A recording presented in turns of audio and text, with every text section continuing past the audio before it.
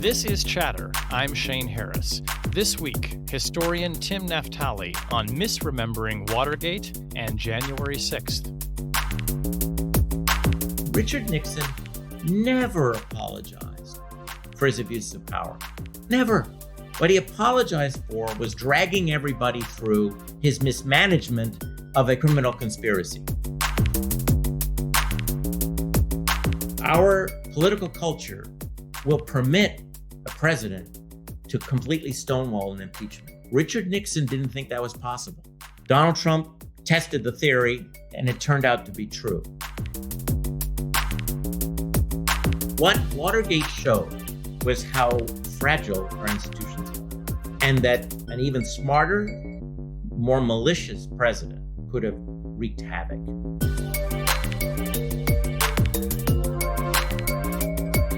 Tim Naftali, welcome to Chatter. It is lovely to see you here. It's a delight to be here and to talk to you especially, Shane. Well, thank you. Thank you. I wish we could do this in person, but you're there in New York and I'm here in D.C. You're surrounded by hundreds of books, I'm sure half of which you have written.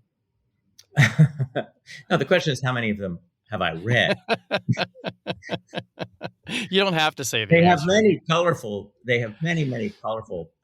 covers, and so it makes a nice backdrop. That is, it's a very this way. I am familiar with most of them.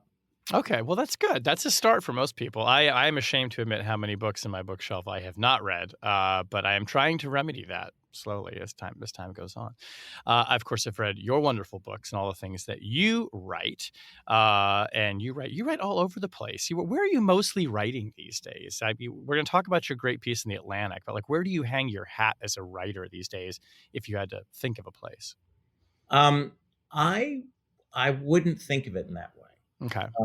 Because I'm motivated to write by whatever issue or story I want to tell. Mm-hmm. As a historian, I generally want to tell stories, factual stories. I want to tell stories. If I know something that I think is really neat, cool, and connects to a broader issue, I want to tell that story.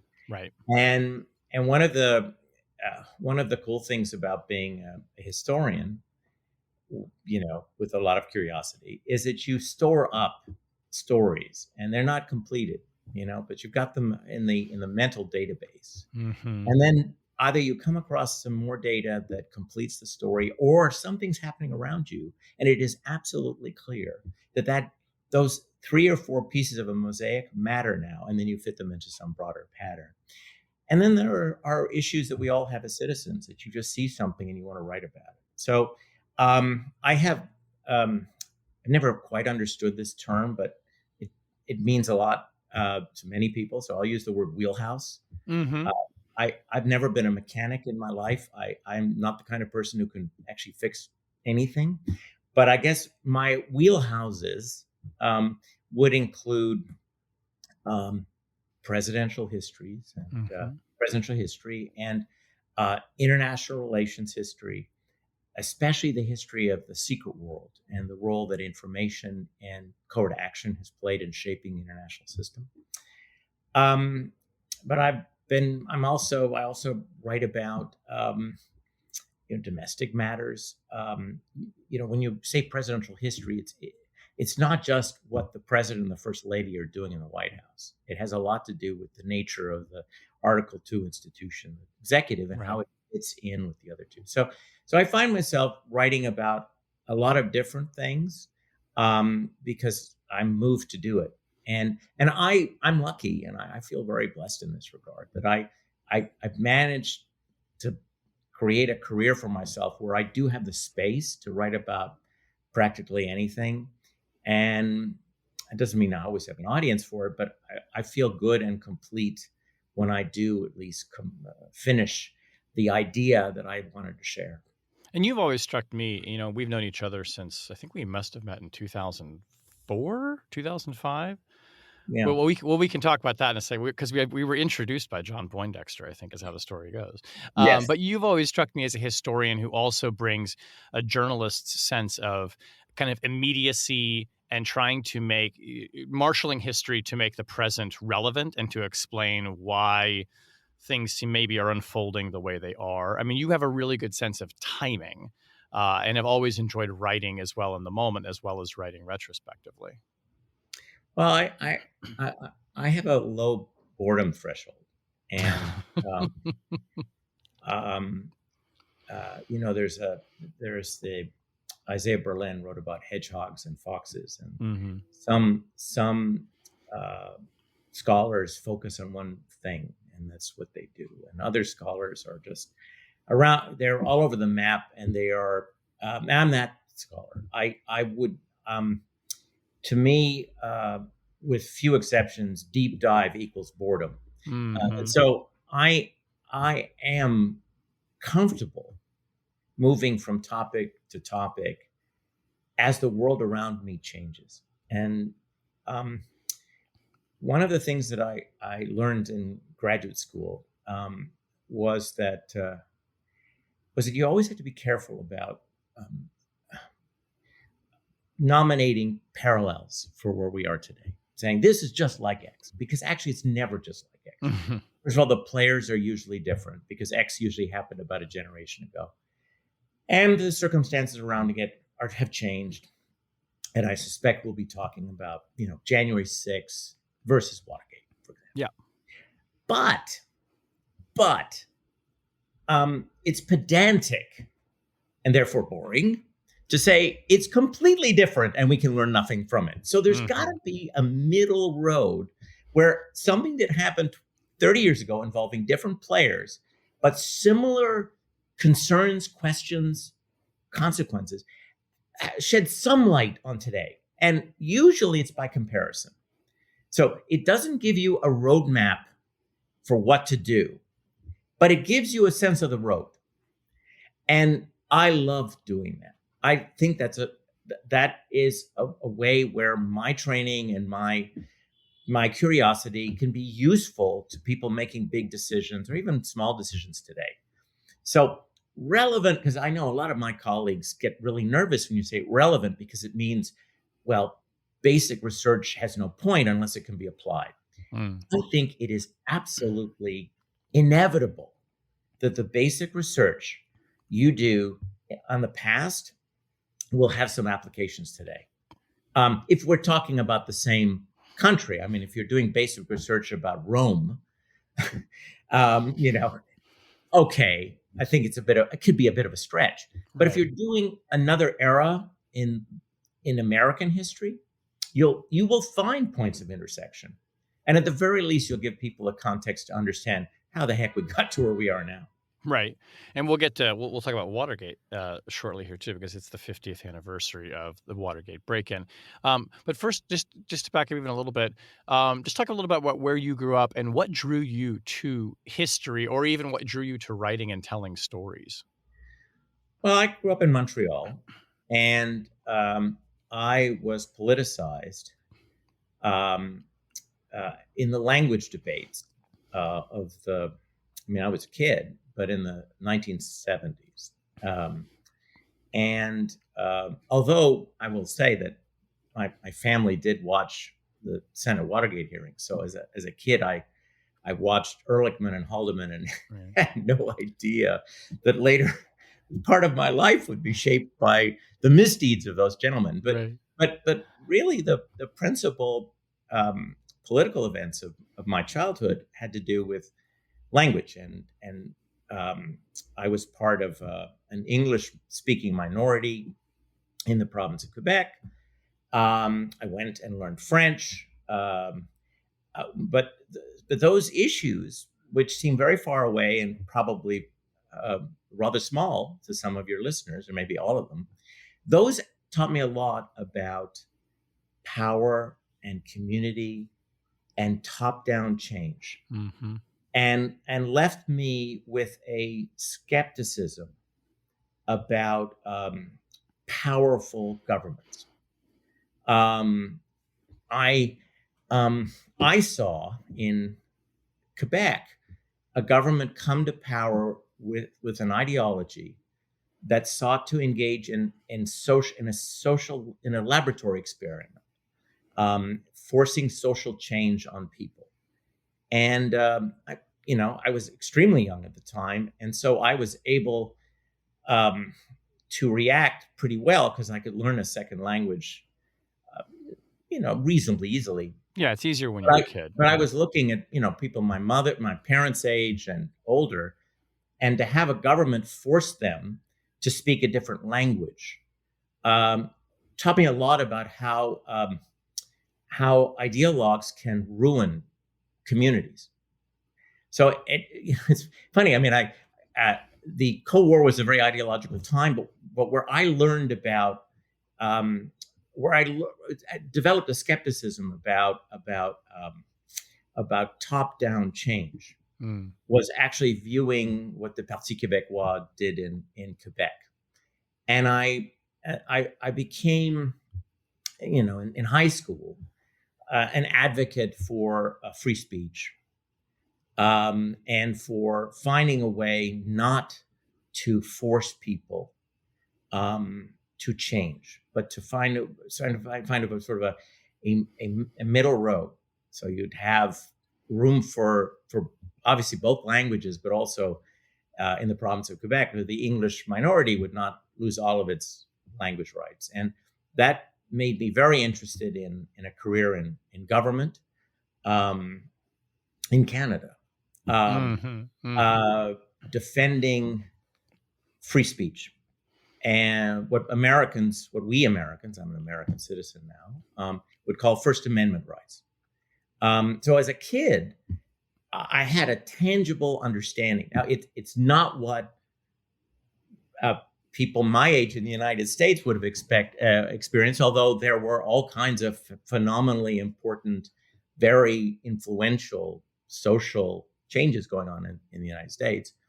And arguably, what's really interesting is that in the United States, we needed both top-down and bottom-up pressures in order to have civil rights.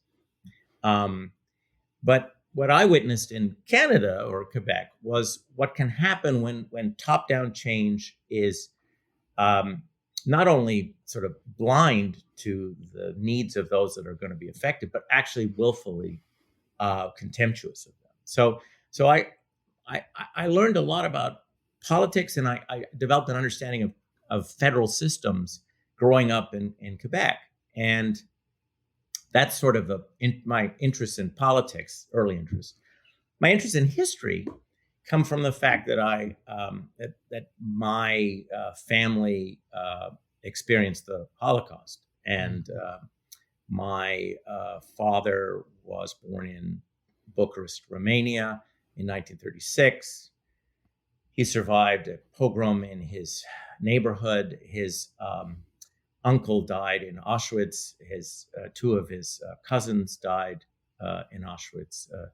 A third cousin survived, moved to the United States, and I got to know him. I was very fortunate in that. And he was like, since my father was an only child, he was like my father's brother. Mm-hmm. So as a child, I was fascinated by how international events can affect families and personal lives. And one of the ways that I try to connect students to history and also a way for me to be intellectually connected to my students, is I ask them about how their personal histories have overlapped with world history. And I said, well, what is the first world historical event you remember? Right. Because I think the personal history, which has an importance all by itself, can sometimes interact with world history, and often in tumultuous moments does. And it's fascinating for individuals to think about that. And I learned the importance of history by listening to my grandfather, who immigrated to Canada after World War II, talk to me about the old country. And there was with him a process. It took decades for him to really want to talk to me about the war. I was and still am a big television watcher, though now I watch things that stream. Sure. But when I was a kid, I was shaped by two television programs in a big way. One was called Roots, which Yes. wasn't my family's story, but there is a general there's a general applicability of Roots in that, and it is a reminder of the importance of who came before us and who we are. Of course, for America, it's about the original sin in this country. But for outsiders, at that point, I considered myself an outsider. It was also about the importance of uh, who we are today is a function of who we were. So I wanted to know more about my family, and so Roots. I was, I don't know, 12 years old at the time or something like that. Roots got me interested in oral history, and my first oral histories were with my relatives. Yeah. And the other television show that had a major impact on me was Holocaust, which was the first depiction of the Holocaust for a mass audience. In fact, I believe it was so powerful that it was translated into German, and it was the first sort of mass media presentation of the Holocaust that West Germany had seen. Wow. West Germans had seen. So Yeah, anyway, I don't know this show. That's interesting. I've never heard. of course, like everything else, it was with Meryl Streep. I mean, Meryl Streep is the most omnipresent character in our popular culture, and has been since the 1970s. Anyway, Oh, in she's fact, magnificent in this, but it's a remarkable cast, and just like Roots, it's telling the story of families in a moment of evil, or moments of evil. So anyway, those two lit a fire, and my first research about history was about my own family. My first time I went into an archive was the YIVO Institute of Jewish Research in New York, when we came to visit my father's cousin Raymond, who had survived Auschwitz. And I went to the YIVO Institute, was looking up Naftali, our name. And there was a debate in my grandfather's mind as to whether we were Ashkenaz or Sephardic. So in any case, that's how the interest in history began. Yeah. And combining the two, the interest in politics and the interest in history, has kept me interested in everything ever since. So do you find yourself as a young kid watching the Watergate hearings, not knowing that so much of the Nixon presidency and Watergate will come to define your career? You've written extensively about Nixon, about Watergate. You were both notably and notable for this discussion, the first federal director of the Richard Nixon Presidential Library, which is to say, not a director that was handpicked by the family to tell the story of Watergate that the Nixon family wanted them to tell, which of course figures in your career there. But we're now at this moment, this 50th anniversary, which is striking to me, because I feel like in so many ways, like we just live with Watergate all the time, and so that even marking it as an anniversary seems a little bit arbitrary to me. I mean, Watergate occupies a place in our understanding of presidential scandal and abuse of power unlike any other event, it seems to me, so much that we just tack the word gate onto anything that involves a scandal. So why do you think, and I'm sure you've thought of this before, even the anniversary, why does Watergate hold such a singular place in our imagination about how we think about, presidents abusing power, and the kind of, the top-down abuse that we've seen before Watergate and after? Why does this one occupy our attention the way that it does? I think it's because a president was forced from office. We have to take ourselves back to the imperial presidency and how the Cold War, well, actually, the outcome of World War II, put the United States in a position of power, global power it never had before. And that meant that the President of the United States had power that no American had ever had before. And I would argue, because of nuclear weapons, the President of the United States was the most powerful person in the world. So the fact that person could be dislodged from power peacefully after being reelected in a landslide, is a world historical moment. The fact that Watergate was the proximal cause, and I hope we'll talk about a little bit about why Nixon leaves office, but the most famous cause is Watergate, means that Watergate symbolizes the toppling of an imperial presidency. It's a big, huge deal. And then Gates are not Bill Gates, but the suffix Gates is applied to crises when people think, well, they may not have used as high-pitched a voice, but they're thinking it. Although I would prefer to say, this is going to be as significant as Watergate, and part of it, let's be candid here. I mean, I think I'm candid, but let's be really candid, Shane. Yeah. Sometimes people get lazy, right? And so no. Honestly. And for the viewer, your listeners can't see our expressions, but yes. The fact of the matter is, it's a little bit of lazy thinking, right? That this is going to be the next gate, when in fact, once again, you got to look at the details and circumstances of why it was that something that we now know as Watergate could have toppled a popular, though not loved, which is important, a popular American commander-in-chief. And that's why it recurs. Now, that said, although there was all kinds of interest in 2012 during the 40th anniversary of Watergate, because this is not my first anniversary rodeo, it wasn't like it is now. Let's remember who the president of the United States in 2012 was Barack Obama. Right. This was President No Drama Obama, who, for a number of very powerful and, in fact, moving reasons, racism being most important.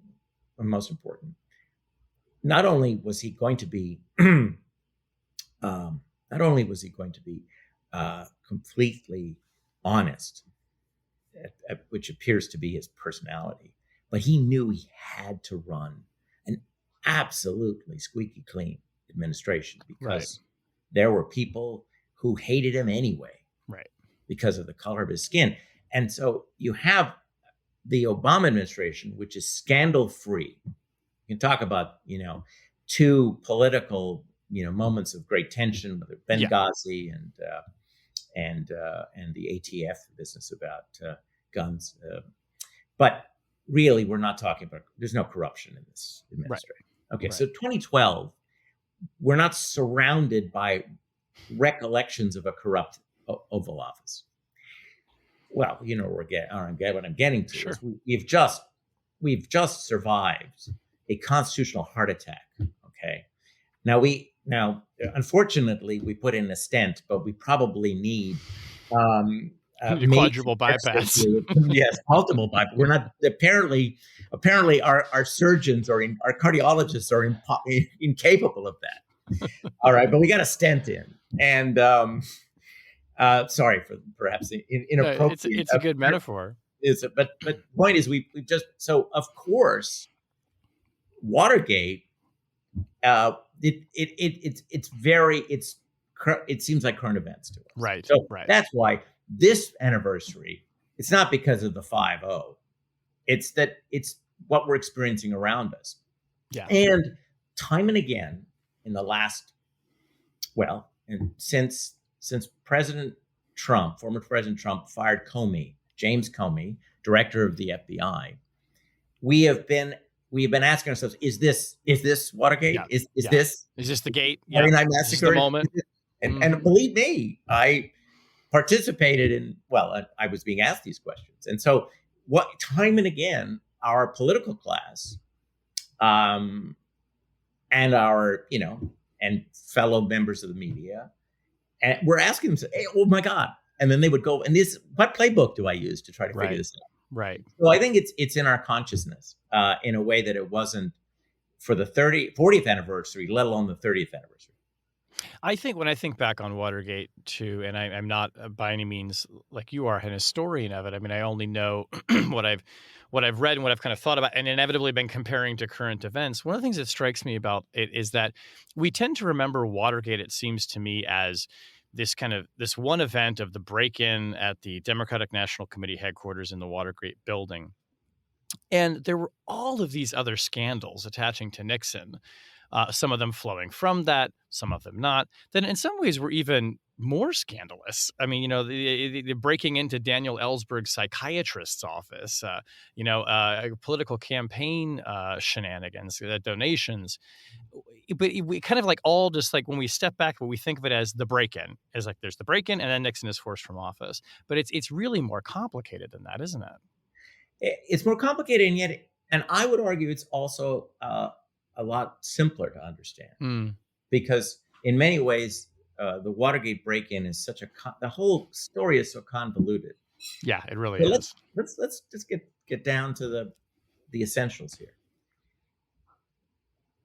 When you have an imperial presidency, you have to hope that our Constitution is strong enough to prevent abuses of power.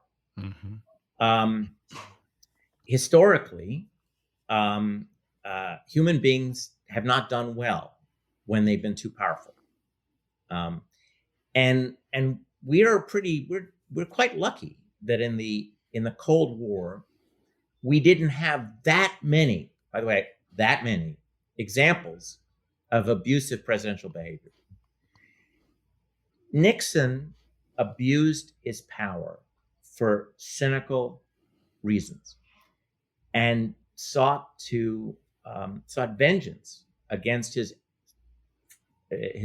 assumed enemies, perceived enemies, and he was going to use the power of the presidency to go after them. That philosophy is dangerous in a constitutional republic. So that's the deal here. The story about Nixon is that Nixon had no personal guardrails when it came to using power. And how did he want to abuse power? Well, he wanted the IRS to audit, which is a nasty business, to audit his political enemies, not because they had stolen anything, not that there was any sort of suspicions that they were hiding income, but because he wanted to hurt them. We have Nixon also on tape, because you can hear him talk about, we're going to go after our enemies, we're going to do this to them. By the way, he always said, because they did it to me. There was a sense with They drew Nixon, first blood, yeah. Well, with Nixon, there was a sense of grievance. A lot of this was perceived grievance. Okay, but so it's IRS. But he also wanted to do them damage physically. There is a chilling conversation between Bob Haldeman, who was chief of staff, and the president, Richard Nixon, in May of 1971. This is before the Pentagon Papers of that summer, talking about how they've hired goons who are members of the Teamsters Union to go out and break the arms and legs of anti-war demonstrators. The White House has hired goons to quell dissent.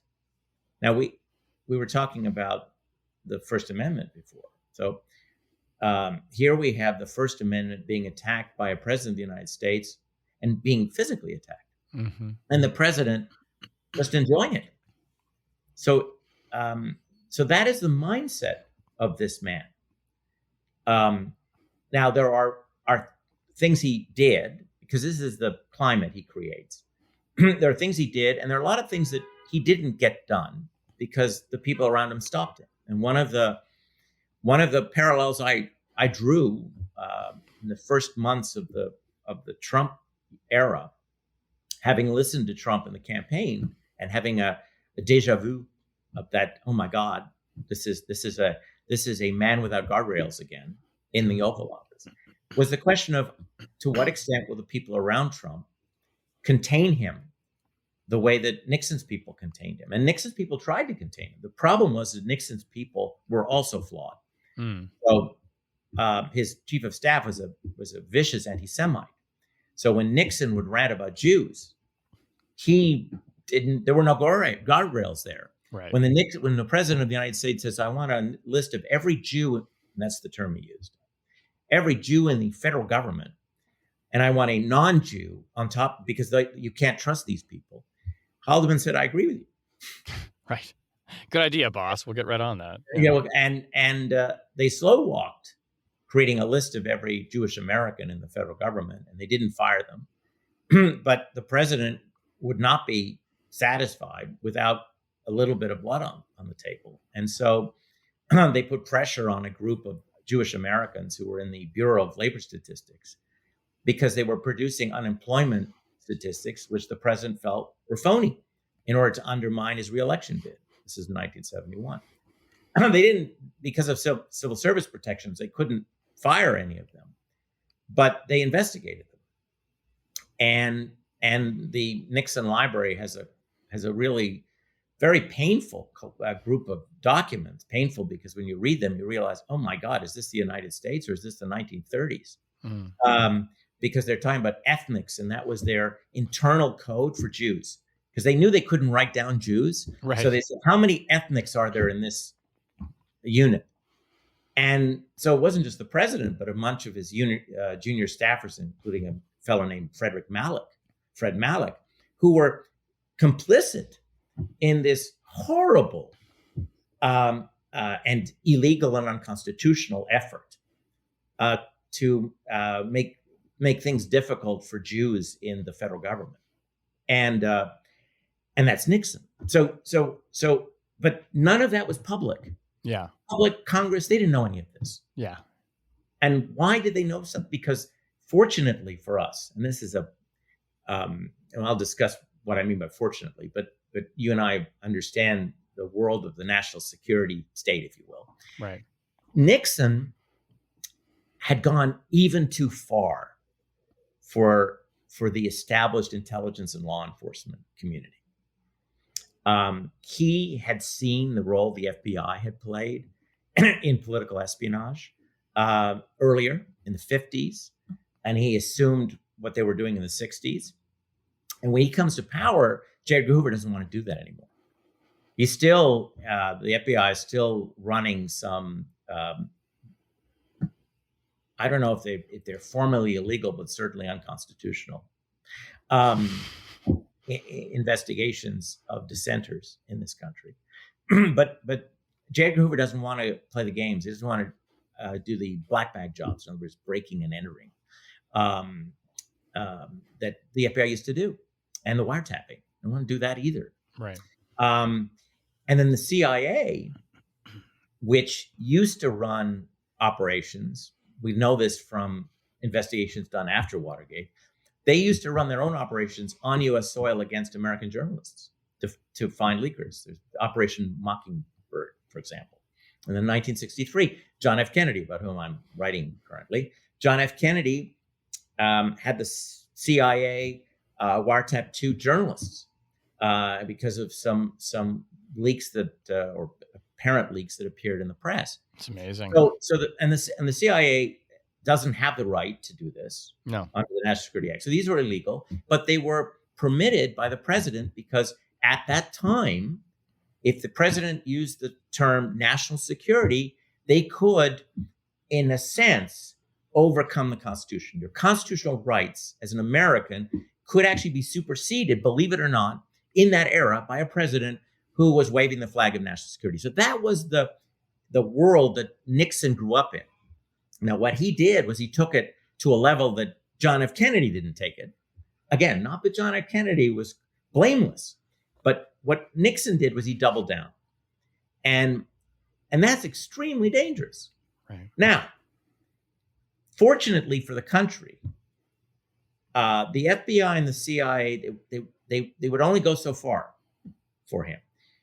I say fortunately because a lot of what I just explained to you, we didn't know at the time. Journalists didn't know at the time. Right. This was stuff that came out after he was afterwards, from and it came up because of the scandal of Nixon. Right. So it meant that our FBI and the CIA could engage in unconstitutional behavior in the United States without the press and Congress knowing.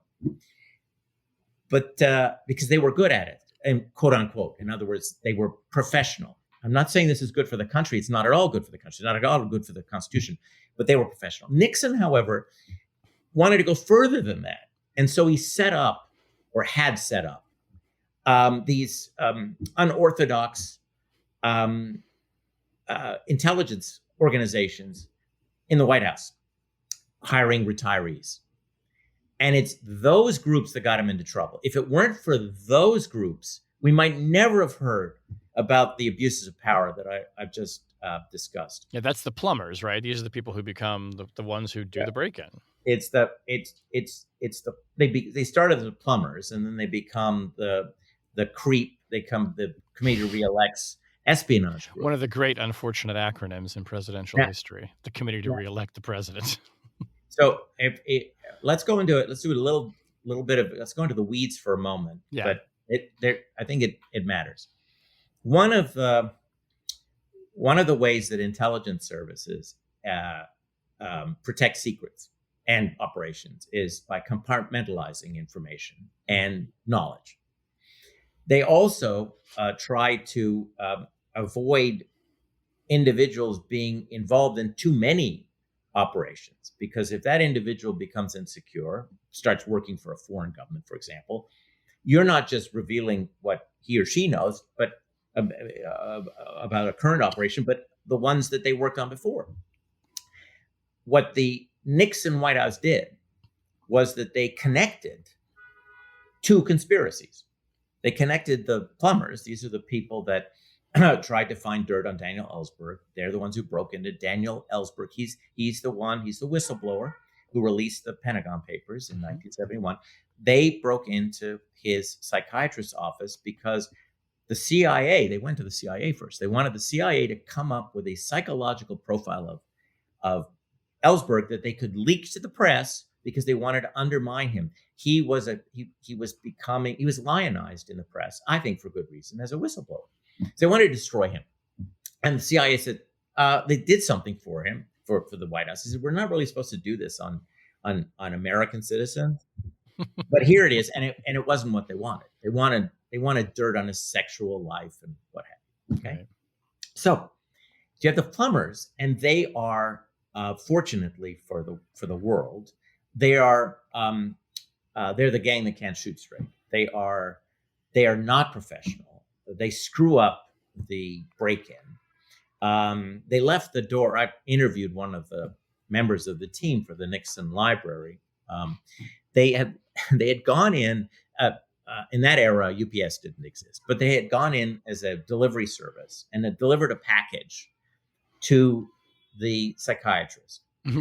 And in leaving, they left the door unlocked to the this is in Beverly Hills, and apparently there was an alleyway. Okay. Yeah. The idea that someone wouldn't notice the door at the end of the day, that the door was unlocked, and lock it, I don't know. That never seemed to dawn on them that this would happen. So what happens that night? They come back, they turn the door, turn the knob, and it's locked. Wow. Mm-hmm. So instead of saying, okay, or, finding a locksmith, one of their paid locksmith, they decide to break in. Now, the whole point of this operation was to have it was a black bag job. This was a covert entry and exit. No one was supposed to know they'd gone inside. But these brilliant people broke the door. So immediately, it was going to be a crime scene, right? Right. So they break in, and then they don't find what they're looking for. And then they said, oh, my goodness, well, this is going to be investigated by the Beverly Hills Police Department. We got to make it look like a junkie came in here looking for prescription drugs. So they go in and they break open the medicine cabinet. Not a bad cover, yeah. And then they put drugs all over. This is how they described it to me. Right. He described it to me. Drugs all over the place. And they exit. Well, so they don't find anything, and they make a crime scene, and they report this back to Washington. And the president's chief domestic aide, a guy named John Ehrlichman, who should never have been in charge of this in the first place, says, well, wait a moment, this is not what I didn't instruct them to do this. This is supposed to be covert. Do they understand what covert means?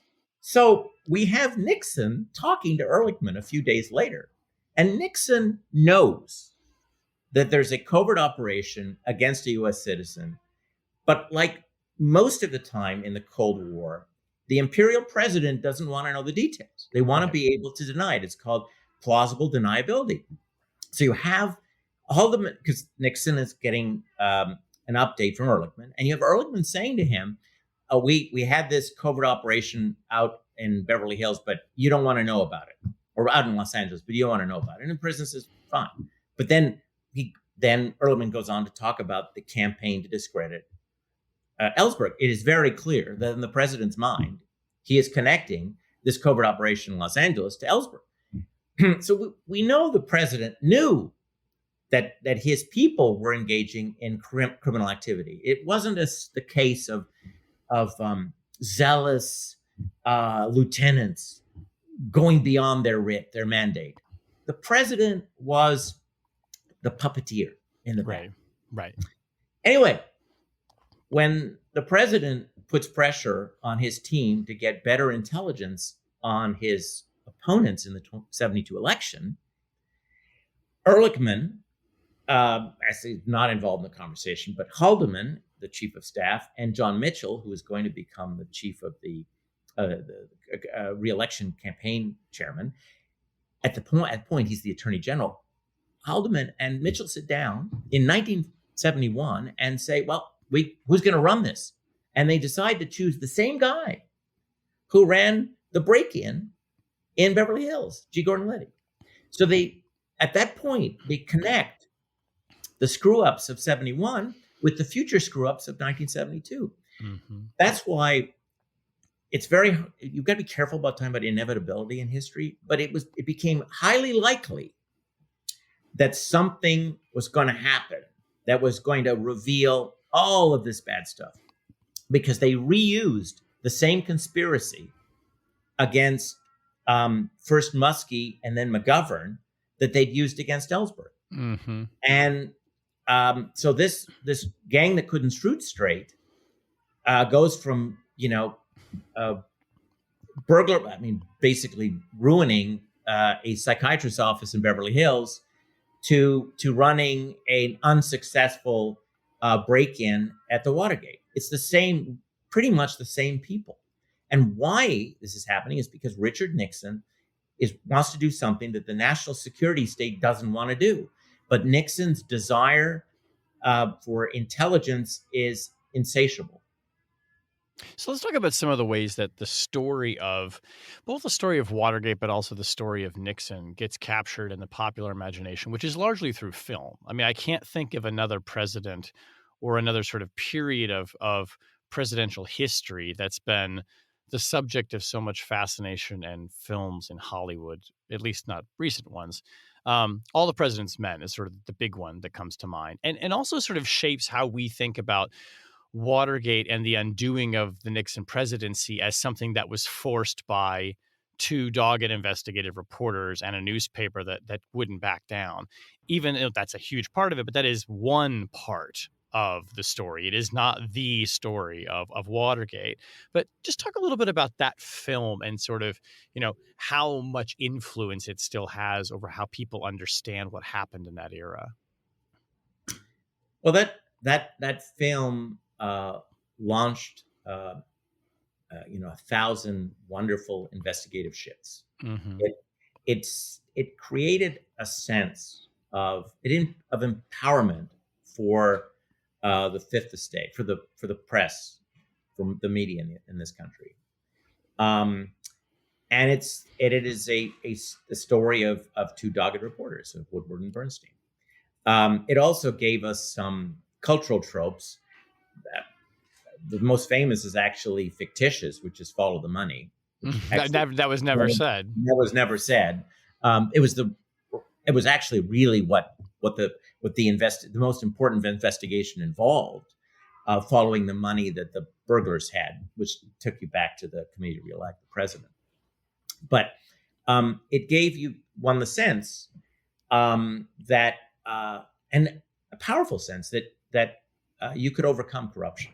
Yeah, right. That despite the imperial presidency, if you dug hard enough, you could find the truth. And it makes it actually a standalone product of that era in film, because Mm-hmm. most of that era in film is dominated by powerful and somewhat paranoid views Yeah, of the conspiracies around us and how you absolutely. can't actually undo them. Whether it's the movie The Parallax View or Yep. it's 3 Days of the Condor, Condor. Yep. it actually, in the end, we are individuals fighting these dark forces. Right. So All the President's Men is the outlier where Yeah. we can actually two people can actually undermine the dark force. And it's kind of the most unrealistic of all of them because it sets up journalists as somehow the journalists will save us from corruption. It's the same idea that persists all through the Trump administration, where they're turning, people who are opposed to the president are looking to journalists saying, "You're our last hope." It's like we're Obi-Wan Kenobi or something. Yes, well, I remember Daniel Shore was an important journalist at the time for CBS News, and then might be familiar to your audience because he spent his last years working for NPR, and he lived fortunately a long time. Daniel Shore actually told me in an interview for the library that he spent a long time telling aspiring journalists not to get too romantic about the Watergate story, because if you're not careful, you're going to look for the one big thing. And he said the best journalism, the way to keep the powerful honest, is a lot of little things, is the day-to-day cynicism and the missteps that they do or they undertake. And if you are just following that, rather than looking for the one big kill, but just the day-to-day monitoring of how they use power, or how the wealthy use money, that will make this a more secure and healthier society than just hoping to bring down a president. And he said a lot of people, thought that they had found that thread, that if they pulled it long and hard enough, the entire sweater would fall apart. Right. And really Watergate is a once in a generation, or maybe once in a 2 or 3 generation story. Daniel Shore was a very thoughtful man, said that the downside of the role of journalists in Watergate is that it set unreasonable expectations for what journalism can do against the powerful. And Daniel Shore himself, who was the target of Nixon's ire, and didn't he reveal that to himself and to the public at the same time when he's like reading the list of people on the enemy's list live on CBS and he hits his own name? Okay, you're gonna please indulge me. If this is too long, we'll cut it out. But this is just to show you how the president was not in control. Was not on the same wavelength as the FBI. Okay, so the White House wants to hurt Daniel Shore. Okay, and the way that they like to hurt their enemies, if they had no reason to use the IRS, is that they would find something about their sex life, about them, and then leak it to other journalists, to friendly journalists. So they sent a message to the FBI saying, investigate Daniel Shore. And the FBI didn't know why. Okay. So, no, this is for just what exactly? Fantastic. So the FBI thought, well, the White House must want to hire him for a job. Daniel Shore for a job. So they took this as if this was a background security investigation, which, by the way, meant that they called up friends of Daniel Shore. Your friend is being considered for a position of trust in the U.S. government. Could you tell us, this and that? Well, the idea that Daniel Shore would be considered for a position of trust in the Nixon administration was crazy. Amazing. And this got back to Daniel Shore. All right. So Shore finds out the FBI is asking questions of his friends about him. And so Daniel Shore asks the White House.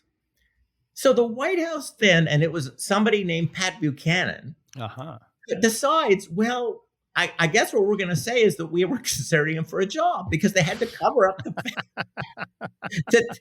So then the White House announces that they asked the FBI to look into Daniel Shore because they were going to hire him for a job, which of course is hilarious. So this is an example that, you know, uh, the FBI the FBI was not on the same wavelength, fortunately, as the Nixon White House, and the Nixon White House was not terribly, thank goodness, terribly professional in the way in which it abused power. I'm saying this, and now I'm going from a jocular tone to a really serious one. Mm. What Watergate showed was how fragile our institutions are, and that an even smarter, more malicious president, and a malicious FBI and a malicious CIA could have wreaked havoc, given the dark side of Richard Nixon. Fortunately, he's going to get caught. Right.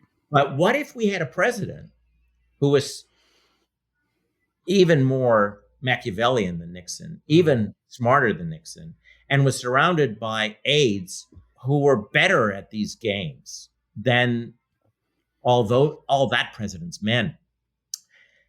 In that era, there would have, Americans would have suffered. And the takeaway from Watergate for many people, I don't think is correct, which is that the system worked. I think the takeaway from Watergate is how accident and unforced errors and luck played a role, and dogged investigations played a role in bringing down a president. The system, if Nixon had not been taping himself with a sound activated system, as opposed to Kennedy and Johnson, who had buttons, they pressed buttons, where they had their secretaries start the taping system. Nixon had a sound activated system. If he had not had a sound activated system, I think he would have finished his second term. Wow. Because when John Dean gives that powerful testimony, if you look back at the response of the American people, yes, Nixon lost support, but a lot of people felt that it was he said that, and that they were likely going to believe the president over this disgruntled former lieutenant. Yeah, the tapes that demonstrated that John Dean was telling the truth, but absent those tapes, the president's residual respect and authority in the country would have gotten him through that. So I think it's the tapes, and then the fact that Nixon, unlike Trump, was an institutionalist. Even though he subverted institutions for his own political gain, he still believed in them, and he wanted to be viewed as a constitutionalist. Donald Trump never cared about institutions. I'd be surprised if he ever bothered to read the Constitution. And as for presidential norms, he thought them a joke. He thought them a sign of weakness. How many times did Donald Trump ever refer to a president other than himself? Richard Nixon had this sort of dark, secretive side, which led him to do things that were unconstitutional and he knew were wrong. But he also could be shamed. He could be shamed when people saw the difference between the secret Nixon and the real Nixon. Donald Trump could not be shamed in those terms. Right. So what we had in the Trump era was someone retest the institutions in a way that it had not happened since Watergate. So again, the Watergate story is important, I think, not so much because the convoluted way that Richard Nixon ends up losing his job.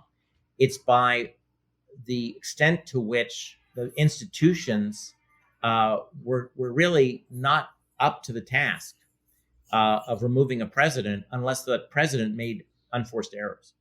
And that makes me want to ask you too. So, given that it's the tapes coming out, really, the tapes coming out is ultimately the thing that does Nixon in, right? And that is the result of a Supreme Court decision that the tapes must be released, and the tapes prove that he's been lying. Can you imagine Nixon being driven from office absent the reporting of Woodward and Bernstein in the Washington Post? Is that an essential ingredient, or would this have probably come about anyway? And I ask that question not to minimize the quality and the importance of the reporting, but so much of how we remember Watergate is driven by that specific narrative of one thing leading to the other. And it is more complicated than that. Well, Woodward and Bernstein certainly put pressure on the political class to take the break-in seriously. Yeah. Um, and I would say that their greatest contribution was they laid the foundation for the Senate Watergate hearings, especially what they discovered about the Dirty Tricks campaign. Now, their reporting exaggerated the extent of it, but not the importance of it, I think. And they're having discovered the story, some of the story of Donald Segretti, and the Nixon White House's attempt to mess with our democracy, I think had a chilling effect on members of Congress. And I think that leads to the Senate Watergate investigation. And the Senate Watergate investigation lays the ground for Dean's testimony, but also for the revelation of the tapes. I don't think you have a revelation of the taping system without the Senate Watergate hearings, and you don't really have the Senate Watergate hearings without Woodward and Bernstein. Right. So it's not as direct as people think, but you had all of these factors had to come into play. Absent one of them, the story is different. Yeah. And there's one other piece that's forgotten, but is worth remembering. Nixon gives tapes without the Supreme Court, and I believe that this needs to be remembered because we need, as Americans, to think about how we've changed. In 1973, when Richard Nixon fires Archibald Cox, who's the special prosecutor, it creates a firestorm of opposition, and the firestorm of opposition is not partisan; it's bipartisan revulsion. The idea that a president of the United States can stop an independent investigation of his own misconduct. Mm-hmm. Republicans, as well as Democrats, agitate for an impeachment inquiry. Republicans weren't saying that Nixon had to be impeached, but Republicans supported an inquiry. They did not react by saying witch hunt. Right. Now, perhaps if Trump had fired Mueller, we might have seen a similar moment. And I would argue that some of Trump's more thoughtful advisors were looking to Watergate and were saying, let's not do what Nixon did. But what happens is Nixon in 1973 fires Cox over an issue of whether to share 8 tapes. There's such a firestorm of opposition that Nixon fears he's going to be impeached. And he decides to do 2 things. 1, to hire another special prosecutor. And 2, to hand over to the grand jury the very tapes that he'd fired Archibald Cox over. That's Richard Nixon. One of those tapes was the Cancer on the Presidency conversation with John Dean, which proved that John Dean was telling the truth. Nixon gave that to the investigators. And it is that tape that we know from interviews later that Judge Sirica listened to. He was the judge overseeing the grand jury.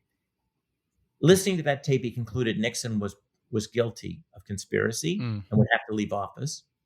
It's that tape that the new special prosecutor, a man named Leon Jaworski, listened to and realized, oh my God, the president of the United States has to leave office. Mm-hmm. Nixon is the one who gave the evidence to the investigators that led them to believe he had to leave office. Now, what they understood was that the American political class would not necessarily have him leave office over the Cancer on the Presidency conversation.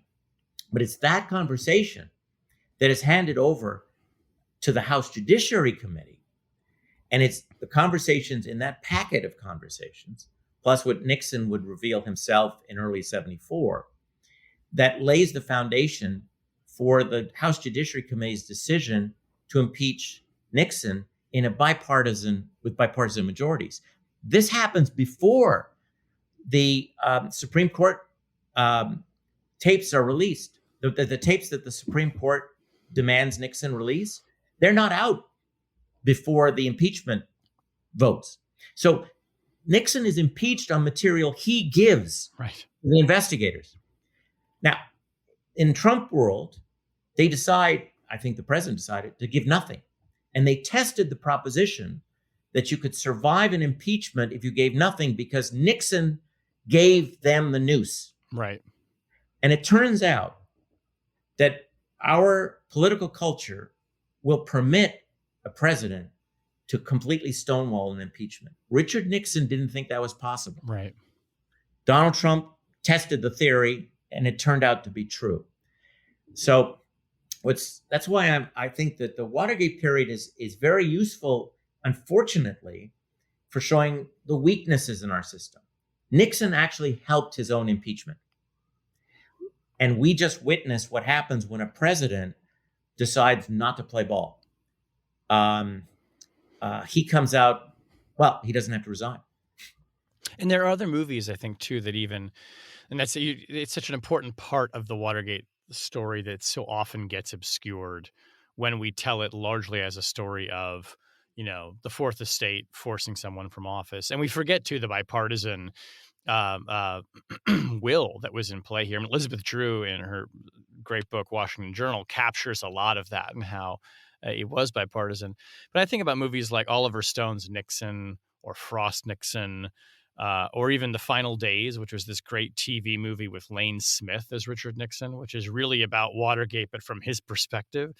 We kind of tell it as this story now and understand it as a story of this, deeply flawed man who was haunted by his own demons and his own insecurities and his own lust for power.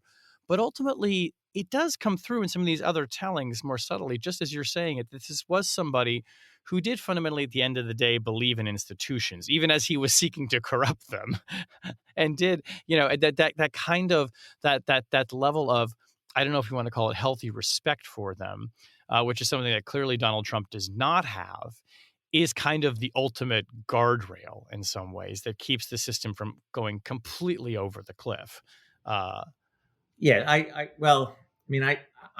believe, and it's perhaps because I just listened to too many Nixon tapes and I've read too many documents, but I think the depravity of the President Nixon's view of power is something that is insurmountable. But I do understand what people, by his most thoughtful advisors, people like Leonard Garment, who was a counselor to the president, see something Shakespearean in Nixon. I understand why they see that. It's just hard to get past the meanness. I mean, in the summer of 1972, Nixon talked with his chief of staff about arresting Vietnam veterans who were against the war on trumped-up charges so that he could have a massive amnesty, because he wanted to find a way to pardon the burglars.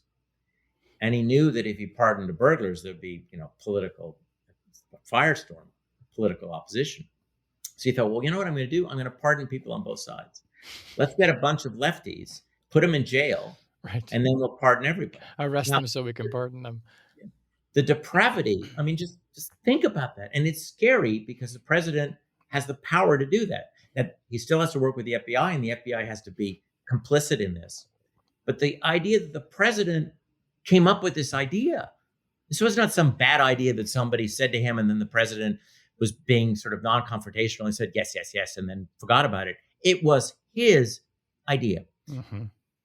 So that I think some of these movies that humanize Nixon, I mean, he was human, but that seek to make this almost tragic, are missing some of the story. I mean, Frank Langella is a great actor.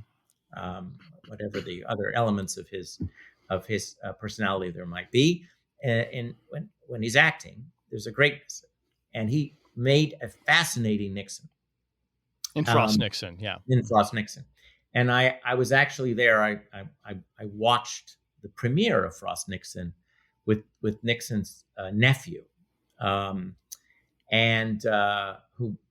Langella came over, or the nephew came over to Langella, and Langella said, I hope I got Nixon. I did. And please tell the daughters that I really tried to be true to Nixon. And I think Langella's effort to find the layers of Nixon was powerful. The problem with Frost-Nixon was that it gave the impression that Nixon had apologized, that thanks to David Frost's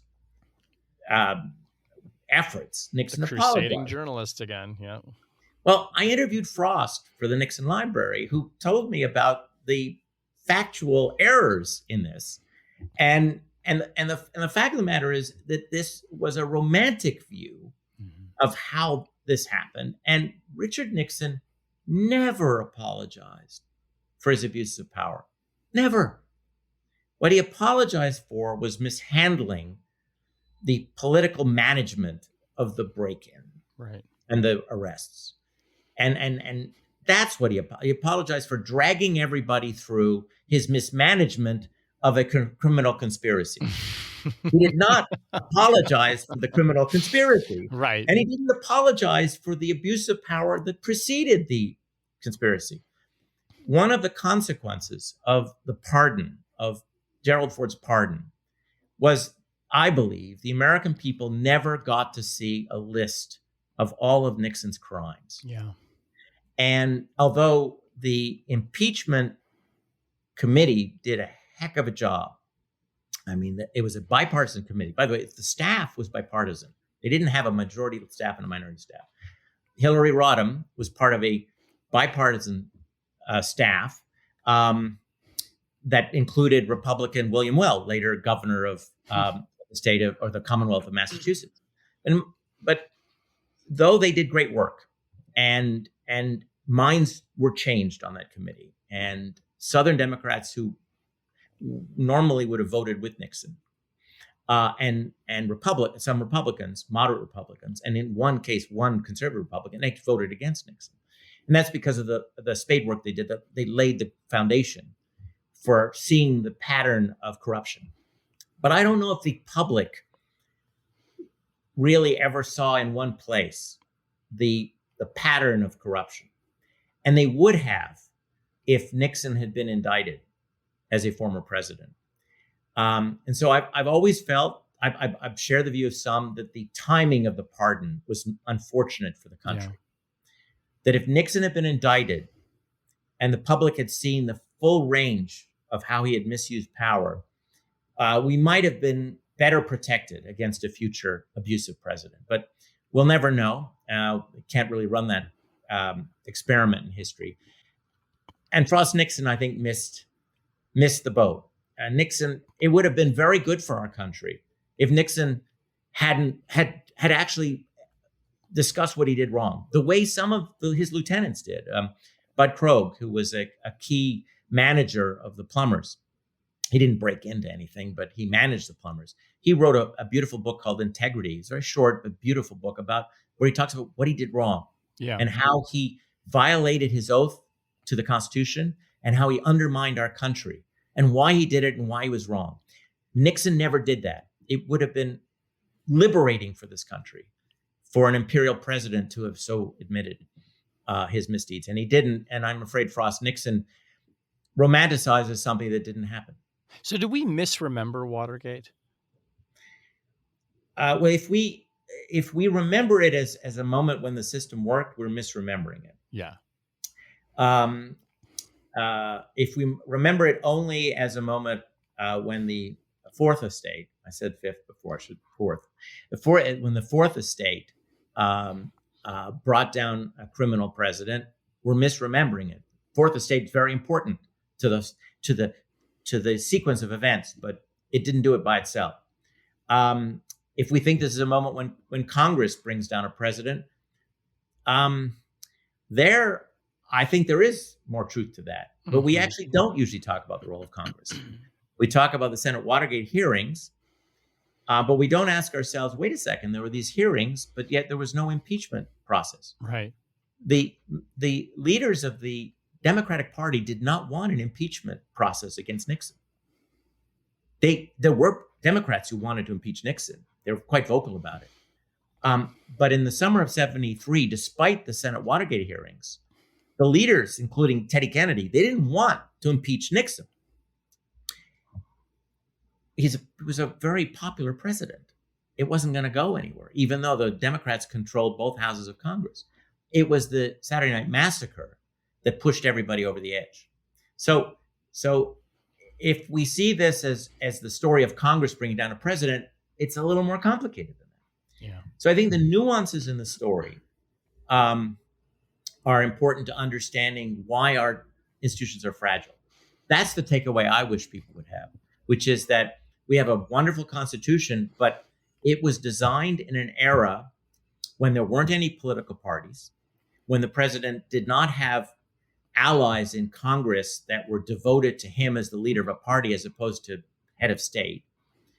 And I think they took a too romantic view of possible tyrants. They set up a system so that no one body, no one organization, no one branch would be too powerful. But in giving, for example, the president pardon power, they hadn't thought about the possibility that the president would pardon people who were involved in a criminal conspiracy, which allowed him to abuse power. So there are these gray areas and some flaws in our Constitution that mean that we're not as protected as we ought to be from an imperial president. That's what I think Watergate should have shown us. But I'm not sure everybody got that lesson. Well, I don't think we've learned it yet, which actually is in the minutes time we have here to talk, gets us to this new article you've written for The Atlantic about the role that presidential libraries, which you know something about, having been the first federal director of the Nixon Library, this new, essentially this change that the National Archives and Records Administration wants to make, as I understand it, with respect to the George W. Bush Library, where they would essentially cede much of the, I think of it as like the editorial decision-making on how to construct exhibits and tell stories, which the National Archives and what you try to do with the Nixon administration, Nixon Library, is to do it in an objective, very historical way that doesn't show favor, to any particular president, doesn't try to truly misremember the past by, in some cases, just obfuscating it, as the Nixon Library had done with the Watergate exhibit before you took over. And you write a pretty alarming article in The Atlantic that says, look, if Congress doesn't step in here and stop NARA, the Archives and Records Administration, from ceding control back to presidential foundations, then you're going to end up with a library potentially for George W. Bush that says nothing about Katrina, says nothing about the disastrous decision to invade Iraq, that sort of paints everything in these kind of glowing tones. And of course, then portends to an eventual Donald J. Trump library in which we might have the January 6th attack on the Capitol, presently the subject of congressional hearings, be portrayed as, an act of free speech. And as Donald Trump is portraying it now, as a protest that got a little bit out of hand. So talk about this moment where the presidential libraries themselves, these repositories of the literal records of a presidency, are at risk now of becoming the subject of, hagiography and arguably of disinformation. We desperately need, I believe, at this time, as many national institutions, respected national institutions, as we can have. We, as Americans, seem to dislike each other rather intensely at the moment. And we don't have many respected national institutions, but we have a few. One is the Smithsonian, and one is the National Archives. There is bipartisan, nonpartisan respect for those institutions. I wrote a piece when I learned that the National Archives was moving out of the museum business. It was going to keep its museum in Washington, D.C., but it was on the way to relinquishing any role in the museums in the presidential libraries. There are 13 presidential libraries. There will be a 14th when the Obama Library opens. And I believe deeply that there's a national service that can be provided by nonpartisan historical exhibits. And I don't just mean bricks and mortar exhibits. I mean web exhibits. I think about all the high school students that are doing their History Day projects and the AP history and regular history classes. and the social studies students and the civics students who are reaching for information, and their teachers are looking for information. And if you have a national institution that's respected and professional, it can provide bias-free data. And we're desperate now to have a national database instead of having our siloed data sets, which really define the Trump era. So it seemed to me tragic that at this point in time, it is especially awful if the National Archives removes itself. Now, there is a whole backstory, and if people would like to read my piece, they'll get a lot of that backstory. Yeah, and we'll link to it in the show notes. Yeah. In short, when private presidential foundations talk about legacy, they always mean positive stuff. When nonpartisan folks talk about legacy, they mean everything. So we were just talking about Watergate. So Nixon has positive achievements, opening to China, the fact that he worked with Congress to establish the first and really powerful environmental protection, changing our country's terrible policy towards First Peoples, Native Americans. There are a number of positive achievements of the Nixon administration, but there's also a negative legacy, which is all of that abusive power all of those abuses of power we discussed. So the legacy is complex. Presidential foundations don't want it to be complex. They want it simple, and they want it as positive as possible. The National Archives, when it oversees a museum, has a veto power over what's in the exhibits. The Congress of the United States does not give money to the National Archives to build exhibits. So those exhibits, with few exceptions, are built and paid for by the foundations, but the federal government is there as a critic and editor. And over time, the foundations, as the president passes on and that generation of lieutenants moves on, dies, or becomes less interested, the library's museum becomes closer and closer to the complex legacy as opposed to the simple one.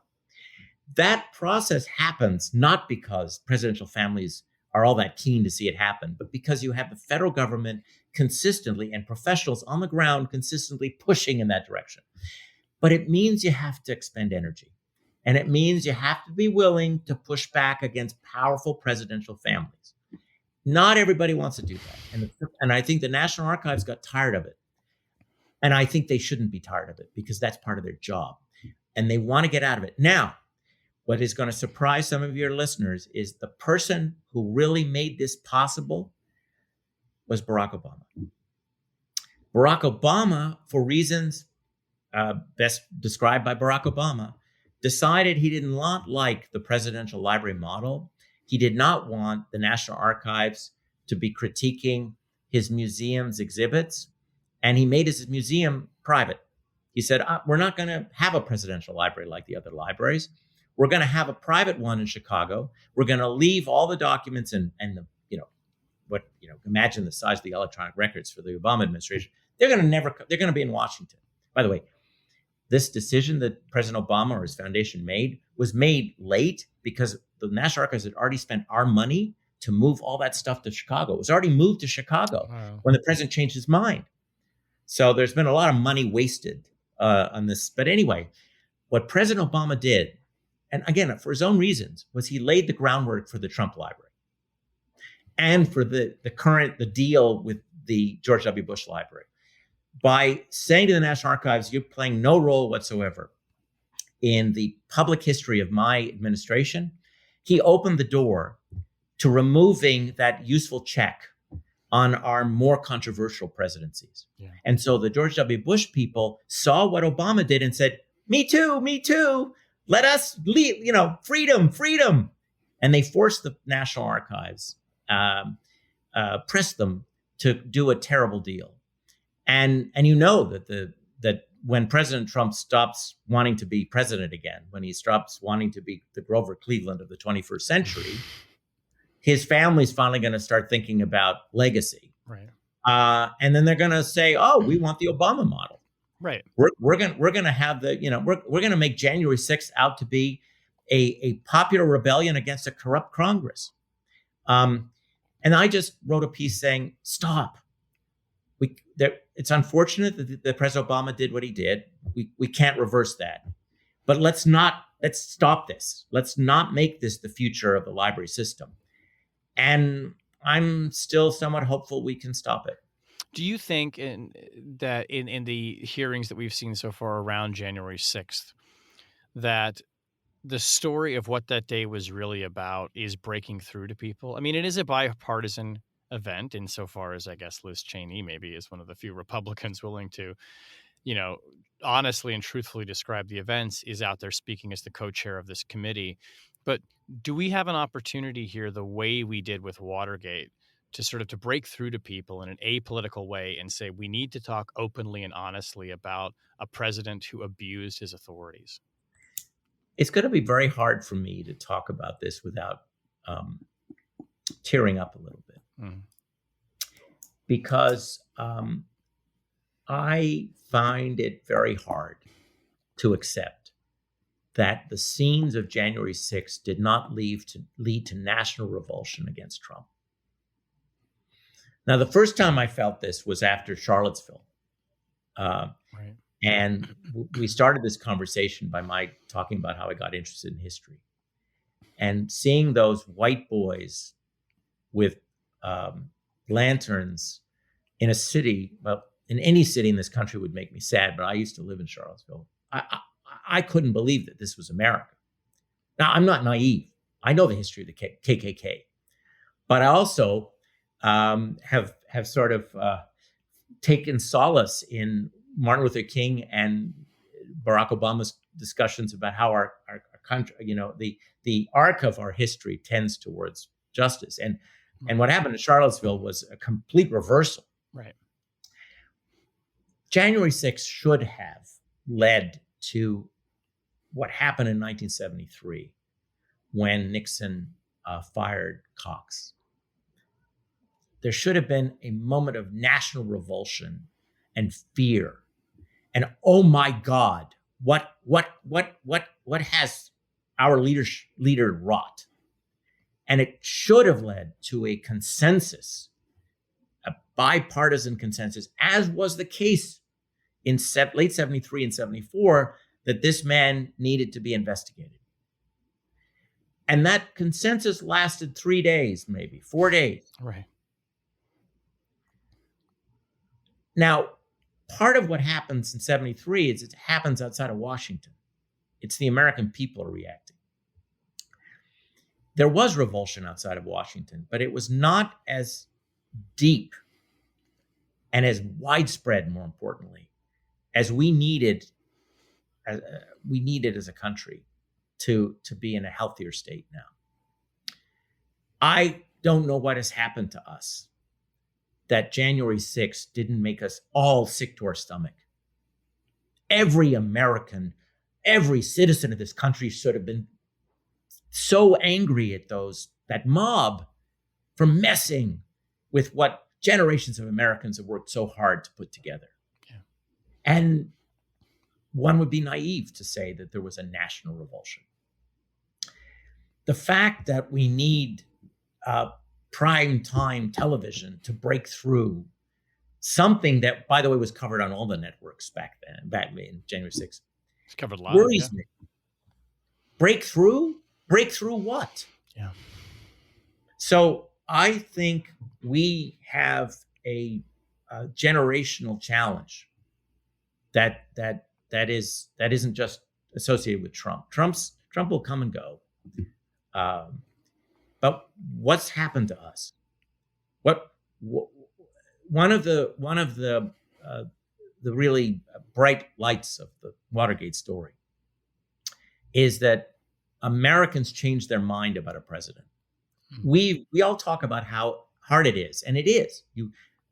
People usually vote emotionally, and so there's an emotional attachment. And people don't like to admit they're wrong. It's human. We're all this way. I'm not the professor telling students. I mean, we're just all like this, okay? Well, Richard Nixon won a huge landslide. in 1972. And then by the summer of 74, his public support is 24%. That means millions of Americans who voted for him were disgusted by him. They changed their mind. We didn't see that in the Trump era. In fact, the people who who are favorable towards Trump is higher now than it was in January of 2021. It was about 34%. It's now 42%. Oh my God. So I haven't a clue how one breaks through. I don't have an answer. I keep saying sociologists, people in the future may tell us. That's why this moment is so scary. I mean that. Because what more does this man have to do to be understood by most Americans in the terms that Judge Ludig used, a clear and present danger to the United States? What does he have to do? You have respected conservative jurists. You have respected conservatives, let alone liberals and moderates and progressives, all recognizing that this man's rhetoric is designed to incite people to violence and to undermine any political outcome other than Trump wins or Trump allies win. That is a recipe for turmoil, violence, political upheaval. And we have this man. Now, I talked about how Nixon didn't apologize. That's true. But Nixon did admit error. It wasn't enough. I think the country needed more. But he didn't go around, he didn't have rallies in 1975 and 76 attacking Gerald Ford and the Justice Department. Right. And we have this man not only attacking the Democrats, which, Republicans do that. Democrats do the same against Republicans. He's attacking Mike Pence. He is attacking the man whose life was in danger, his vice president. So we have this malevolent force in this country. And Americans have a history of being pragmatic. Europeans always viewed Americans as the great pragmatists. And in many ways, pragmatism was the American ideology. And we're not very pragmatic at the moment. There's a percentage of this country that is in thrall with this malevolent force. And I don't know how you break the fever, to mix metaphors. I thought COVID would do it. I thought that the mishandling of COVID and the president's mixed messages about COVID, and then his strongman performance at Walter Reed, where he put the lives of his Secret Service agents at risk, that might have been enough, but that wasn't enough. And January 6th wasn't enough. I don't know what enough would be. Right. But there's something going on in our civil society which is very troubling. And I think it's not ahistorical. I think one has to go back to the 19th century and the way we dealt with each other in the 1850s to find a similar dysfunction in our polity. Well, that is not a hopeful note to end on, Tim. Well, I want to end on a hopeful note. I just think we have to get through the baby boomer generation. Two things have happened. One is the unresolved political civil war over Vietnam. And the other is the unresolved consequences of globalization and free trade in the 90s. And I say this as someone who thought free trade was in the interests of countries. I still believe it is, but it has a consequence, and we have not dealt with it as a people. You have to move. You have to be willing to move. When free trade was presented to the American people in the 90s, and early 2000s, people were not saying, but you can't stay in upstate New York, or you can't really stay in Appalachia. You're going to have to move. There'll be jobs for you, but you can't stay. Well, turns out, and it shouldn't be surprising because it's also true in Europe. I mean, it's true around the world. People don't like to move. They want to. Many people would like to stay where they're born, where their parents are, where their siblings are, and they saw their father have a job, or and in some cases their mother, and they expect the same. Well, the shift in the world economy in the 90s has made that a much more difficult proposition, and that has deepened the long-standing tensions between rural America and urban America, because it's rural America that has largely been affected by this, because there are still jobs in cities, and we haven't worked through this. My optimism comes from the fact that my students are more flexible than their parents and their grandparents. And we may see that they're more willing to be mobile.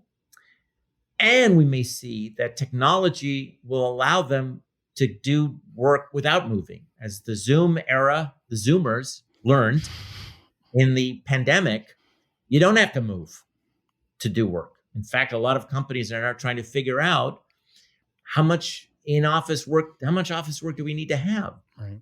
So it is possible that a acculturation of the younger generation, the upcoming generation, plus technology, will help dissolve some of these barriers that make us intransigently angry in this country. Yeah. I see that as our hope. But it means we have to figure out how to get through the next 15 years. And I think Americans find solutions. And my study of this country, I mean, primarily I study the modern era. I don't study the 1850s. I know something about it because, I studied American history, but I've studied basically the modern era, and I see us finding workthroughs and workarounds. I mean, who imagined that the U.S. would innovate as it did in the 30s with regard to the Depression? Who would have imagined the U.S. would have innovated with regard to building the largest military the U.S. had ever had in the 1940s? Keep in mind, the United States had, compared to other great powers, had a tiny army. It had a major navy, but it had a tiny army. It built what it needed to build in the 1940s. Who could have imagined that a country that largely tried to stay away from other people's problems would create this diplomatic power and capability in the 40s and 50s? And then who would have imagined that Americans who didn't like to travel much would decide to go abroad in the Peace Corps and share the benefits of American education and technology? So no, you wouldn't have imagined that, but it happened. So the innate pragmatism of Americans and this youthful promise is, I think, going to allow us to start liking each other more. It's just the next few presidential cycles are going to be hard. And I'm a historian. I'm really much better at looking in the rearview mirror than looking ahead. So I'm not going to make any predictions. Well, our very last question on this show, the tradition always is that I reach into the chatter box, which you see right here, and I pull out a previously written question at random. Which hopefully it'll be a hopeful question too, because that was a wonderfully optimistic and actually very encouraging note to end on. And I must say, I agree with you, not to pick on my parents' generation, but I do think we have to get through the boomer generation. Total subject of another different podcast. Much love for all of my boomers out there, but it is time to pass the torch, and we are still dealing with a lot of residual shit from you guys' generation. So the question for you here is, this is a very good one for you, particularly as an historian and an historian of the national security state. Name one dead political or national security related leader from any era that we could really use right now. If you could reanimate the corpse of a former leader and bring him or her back. Franklin Roosevelt was wonderful. He was oh my God. how lucky was this country to have this self-confident magician and master of improvisation at the helm during the Great Depression. But I don't think Franklin Roosevelt would be as effective now. I think there's so much cultural dislike of patricians that I'm not sure his tone would be as effective. Right. But Truman and Eisenhower could speak to a lot of Americans and put in terms that Americans could connect with. And I want to say understand because that sounds really patronizing, but I mean the terms that people could connect with as to why this country is part of the world, why it needs to be part of the world, and why, even though you're still going to have to worry about your crops and you're going to have to worry about problems in your town, we are inescapably part of a much broader community. And they could make that argument, and they did. And it was a remarkable shift in American national security life. I mean, the basis for the consensual view that America has to play a role in the world, the basis of that view that lasted until 2017 was really people like Truman and Eisenhower. It's Truman doing it for Democrats, and it's Eisenhower doing it for the rest of Americans. I mean, Eisenhower wins in a debate with someone who's making arguments somewhat similar to Donald Trump's, although Robert Taft was much smarter than Donald Trump. But that, the Republican Party is the party of international engagement from Eisenhower until Trump.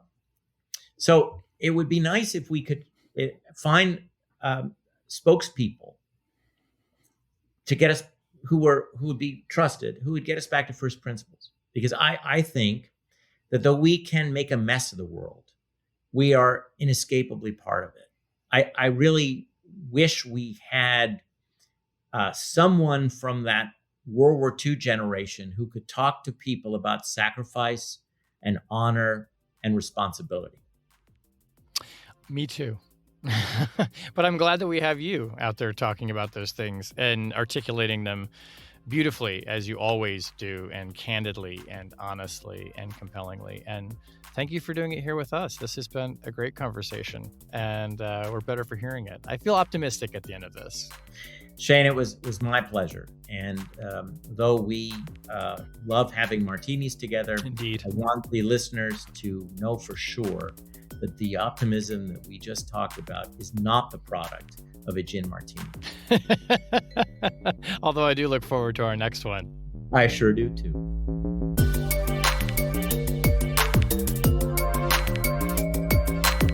That was Chatter, a production of Lawfare and Goat Rodeo. Please subscribe to the podcast and find us on Twitter @ThatWasChatter.